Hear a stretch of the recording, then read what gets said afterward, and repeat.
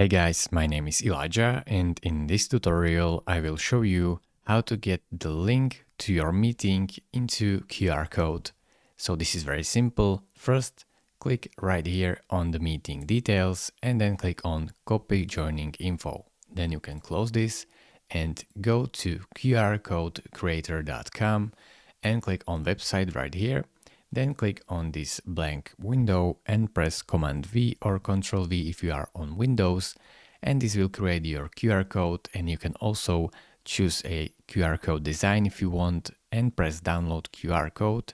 So you can download with Google, download with Microsoft or with email. So let's say you will download with email, then you have to press this email and password, and it will basically create you a account. Or you can simply download with Google, and that means that you can use this account and press continue. And right now it will show you how you want to download your QR code. So let's choose PNG format and press download. Right now choose where you want to download it on your computer and click save. I will open up the downloads folder on my computer, and as you can see, the meeting details are right here in this QR code. It is really this simple. Thank you very much for watching.